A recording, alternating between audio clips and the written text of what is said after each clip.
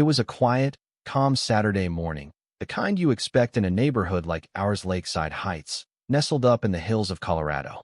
The sun was just coming up, casting that soft golden light over the houses, the kind of peaceful moment I used to take for granted.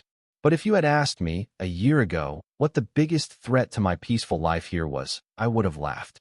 I would have said something like the deer nibbling at my garden, or maybe an overly curious HOA inspector with too much time on their hands. Oh, how wrong I was. I'm Tim Daniels.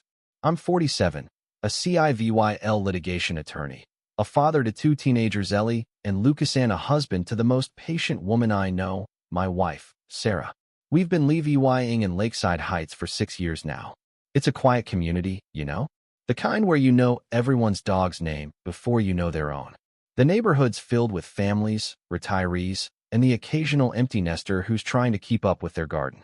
Nothing extraordinary, just the type of place where you can hear the rustling of leaves on a windy afternoon or the sound of kids playing basketball in their driveways. It wasn't perfect, but it was steady, and that's exactly how I liked it. Our son Lucas, well, he's 16 now, and at that age where everything I say seems to be wrong. Then there's Ellie, 12, with a mind of her own. She has this fire in her, always challenging the status quo, which made me proud but also worried for the day she'd go head-to-head with someone who didn't appreciate her spirit.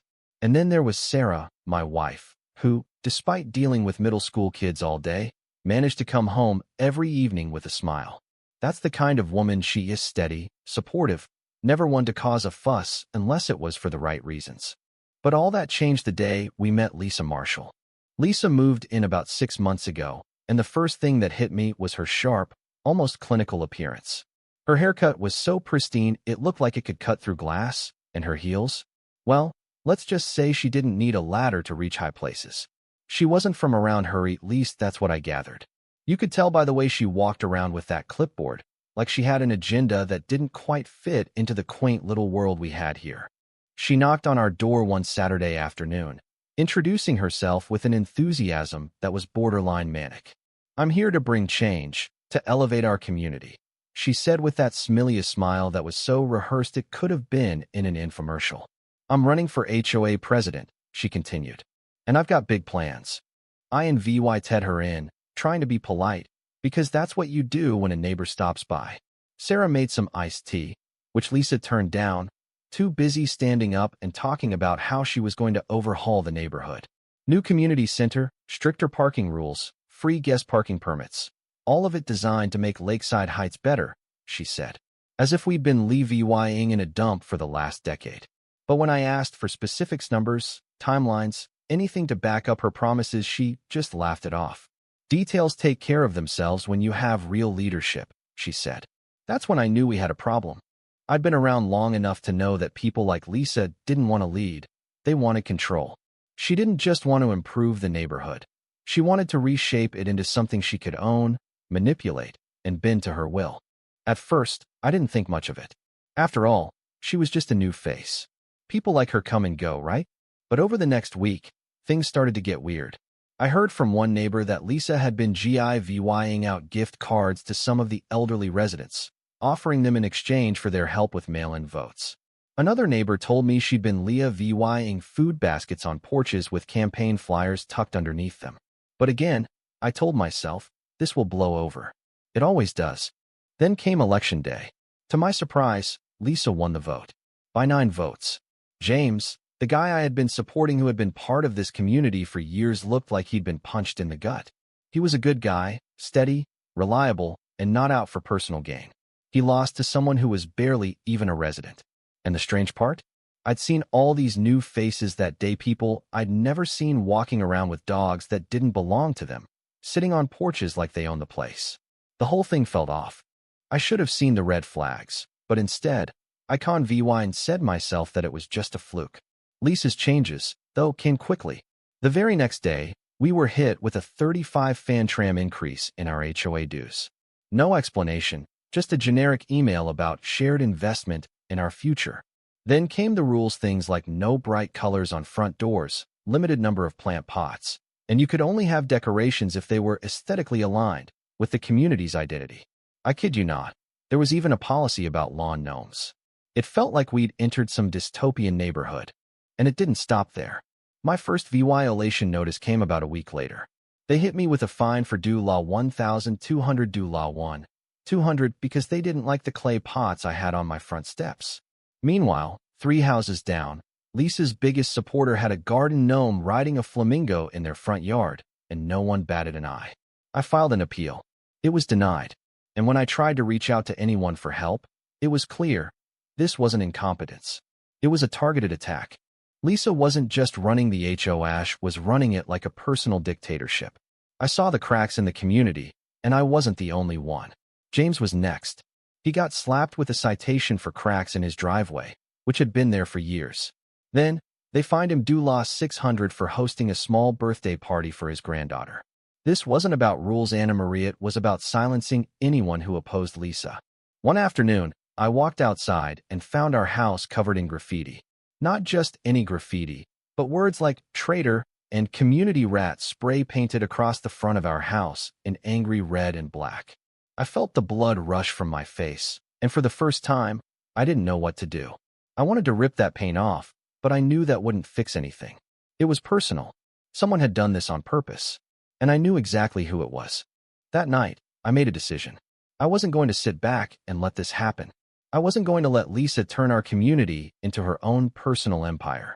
I called in Michael Rowe, a former cop and private investigator, someone I knew from my work. Michael was smart, discreet, and had a way of getting things done without making a scene. 2 days later, Michael arrived. He'd rented a house down the street under a fake name. He didn't look like a PI, more like a guy who worked for the water department or something, which was exactly what I wanted.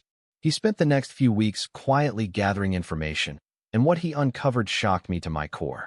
Lisa wasn't just taking control of the HOA, she was stealing from it. She had funneled thousands of dollars into fake contractors and shell companies. The community center, she promised, wasn't even being built on HOA property, it was on private land, and the deed had been forged. We had enough proof to bury her, but I needed more. I needed to hit her where it would hurt, where it would matter. Then, one night, Michael found something that made everything click. Lisa had a secret group of about 15 people she had been working with to manipulate and control the neighborhood. They met under the guise of things like wine tastings or yoga classes, but really, they were scheming. It was time to take action. One evening, after a particularly tense HOA meeting, I saw a black SUV idling outside our house. My heart dropped into my stomach. I'd set up motion sensors and cameras around the house, but the fear that gripped me was different. I could feel something was coming, and I wasn't wrong. Within minutes, 2 masked intruders crashed through our front door. It all happened in a blur. My adrenaline kicked in, and I fought back with everything I had. I grabbed a kitchen stool and swung it at one of them. But it wasn't enough. Lucas, my son, came running to help. He threw a bookend down the stairs, hitting the second intruder and giving me just enough time to press the emergency panic button. 3 minutes later, the cops arrived, and the intruders were caught. But it didn't end there. Inside their SUV, the officers found a manila envelope with damning evidence documents that linked Lisa to everything. This was it. We had the proof. It was time to bring her down. The arrest came a few days later, and I watched from my porch as Lisa was escorted out of her house in handcuffs. She didn't fight back. She didn't say a word. Just stared straight ahead like it was all some twisted game. But this wasn't a game anymore. This was real life. The trial was fast, and the evidence against Lisa was overwhelming. She was found guilty of 7 felonies, including racketeering, financial fraud, and aggravated assault by proxy. She was sentenced to 20 years in prison, with no possibility of parole. But the real story came when the civil case against the HOA was settled. We were awarded due law $1.4 million in damages, and the HOA was dissolved by court order. Lisa's empire crumbled, and Lakeside Heights was free. In the end, we rebuilt. The graffiti on our house was painted over, and a mural was created by the neighbors. It was a symbol of everything we'd fought for: unity, strength, and the power of standing up for what's right. A year later, I stood in the new HOA Assembly Hall, which had been built using the redirected funds from Lisa's failed community center. James was the interim community coordinator, and the neighborhood had started to heal. We were no longer afraid. I looked at the plaque on the front gate, which had been there since the mural went up. This is still our home. Always will be. For the first time in a long time, I believed it. But what do you think? Was justice served? Did we do the right thing? Or did we just add to the chaos? I want to hear your thoughts. Leave a comment below, share your opinion on what happened here, and let's talk about it. The fight for what's right is never easy, but it's always worth it.